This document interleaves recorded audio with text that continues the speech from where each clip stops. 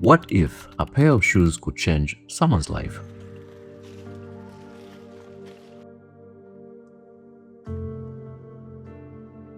In Ethiopia, 1.5 million people suffer from podoconiosis, a preventable disease caused by barefoot exposure to irritant-rich soil.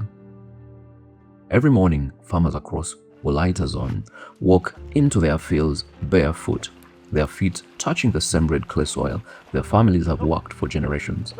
But exposure to this soil carries irritants that, over time, leads to the development of podoconiosis. The people in farming communities, especially women, who have the least access to protective footwear. Podoconiosis means disability, stigma, and lost opportunity. But it doesn't have to be this way. The Happy Feet project brings preventive and lymphedema management care directly to communities in Sodo Zuria and Ofa districts, training health workers and raising awareness about this neglected tropical disease. መጀመሪያ በዚህ ኬዝ ውስጥ እንደዚህ ሰው ሕክምና ወስዶ እንደምድን እንደሚፈወሱ እኔ አልረዳም ነበር። ግን ይሄ ፖዶኮኒዮሲስ ስልጠና ከወሰድን በኋላ ስልጠና ከወሰድን በኋላ መጣን እነሱን ፖዶኮኒዮሲስ ያለበትን ሰዎችን ልየታ ካረግን በኋላ እንደገና ጤና ጣቢያ ሪፈር አረግን። እዛ ሕክምና እየወሰዱ እግራቸው በጣም የቀነሱ ሰዎችን ስላየን በጣም አሁን ትልቅ ግንዛቤ አለ። የነሱ ችግር ምንድነው? ይሄ እግራቸው እንደዚህ ካመሙ በኋላ በጣም አይምሯቸው ይጨነቃል። በጣም ይጨነቃሉ። ትላንት እንዲህ ነበርኩ ዛሬ እንደሆኑ ሆንኩ ብሎ ራሳቸው የሚደበቁ ሰዎችም አሉ። ይሄ ፕሮጀክት ከመጣ በኋላ በጣም ያመሰግኑ ምንድነው ጫማቸውን ከእግራቸው ጋር የሚሄድ ጫማ አግኝተው አድርገው ለውጥ እንዳለ ነው። ሃፒ ፊት ፕሮጀክት ከመጀመሩ በፊት ወደ ጤና ጣቢያ ይሄንን የእግር ህመም ወይንም በተለምዶ በአጠራሩ ፖዶኮኒዮሲስ ብለን የምንጠራው የሚታከሙ ሰዎች በርግጥም መጥተው ሕክምና የሚያገኙበት ሁኔታ ብዙም አልተለመደም።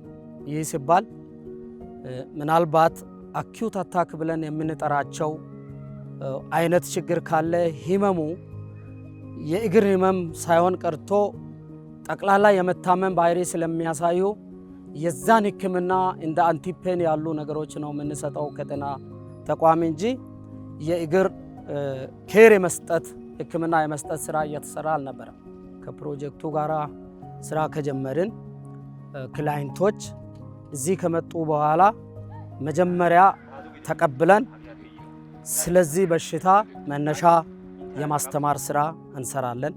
ከዚያ በኋላ ቁጭ አድርገን በተመቻቸ ቦታ የነሱን እግር የማከሙን ስራ የማጠብ ስራ እንሰራለን። ራሳቸው ደግሞ ያንን የአስተጣጠቡን ሂደት እንዲለምዱ ይደረጋሉ፣ ፕራክቲስ ያደርጋሉ። ከዛም አልፎ ደግሞ ጫማ ማግኘት እንዲችሉ አገልግሎት የመስጠት ሁኔታ ከፕሮጀክቱ ጋር አግኝተናል ማለት ነው።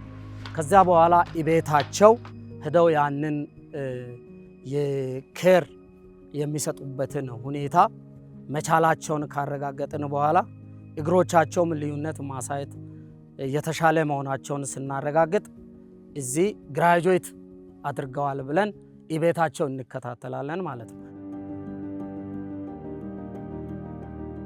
ያገኛቸውን ግባቶችን በአገባብ እየተጠቀሙ ናቸው ወይ ክትትል በየጊዜው ያደረግነን እነሱም ደግሞ በአገባብ እየተጠቀሙ አሁን በጣም ከፍተኛ ለውጥ ላይ ናቸው። ህብረተሰቡ የራሱ አይተው ደንቆት በቃ ሳይጠሩ የራሱ አሁን እየመጡ ናቸው። But awareness and treatment are only part of the solution. Real transformation requires addressing the root cause, a lack of access to shoes. And for Melese, a pair of shoes proved life-changing. ገደ ሳይትያጋ ሃታን መጨዳ ተማን ሃታ ወተዳ ከመጨዳካ ኢስቶስን ዳፍረዳ ፈይዶ ገለሲ ሃታ ከተማ ወተናን ሚሾዋታ ተማን ወተዳ ሚሾዋታ ተመእታ ዳፍረዳ ፈይዶ ገለ እርጥ ሃታ ካከታ ሃታ ሺሻ ከነካ እርጥ ሃታን ከተዋ መጨተዳ ወና ወተዝን ይወደን ሳዊ ጋንጦታይ የጋፈስ ምድ ጫዋቴስ ጋንጦታ የደስ ዳፍርሴስ ኮኮርሴስ ሳኬስ ከሂ ይወጥዮ በኮ ዘዊ ባዋ የጋፈጥ ወሳይታና ያርጊያ ከታፈ ድግዲ ኮኮርሳ ከታፈ ድግዲ ጋንጦታ ከታጋ ገዲያ መጨቶ ሰፈ hagaa xaliya intte immiyo enkkibikaabiya ekkoosappe taayyo Xoossaa wolqqay he ganxxottaykka ta bolla baawa. He hargeekka ta bolla baawa. Ha'i taappe muleera xayiisi, paxaas. Ufayssay siyettiis. Harabi baa. Tawu ufayssay siyettiis.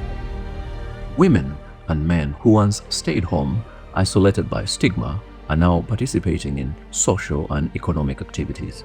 Farmers are back in their fields. Parents are now providing for their children. Taassi lawuxee beettidoogee Xoossaa wolqqaani ta tohuwaassi saruwa demmidoogee ta xeenawu saruwa demmidoogee ta bollawu ta kushiyawu ta huuphiyawu ta asatettawu muliyawu saroynne payyatettay xeenay beettidoogee tana keehippe ufayssiisi. Xoossay inttenakka ufaysso yaagays. Ta qanxxada ta zareekka ta ishay ta aayyiya ta aawaykka hagaa qanxxidi danddayokkona. Tankka qanxxara dandayikke saluwa sa'aa medha Xoossay taayyo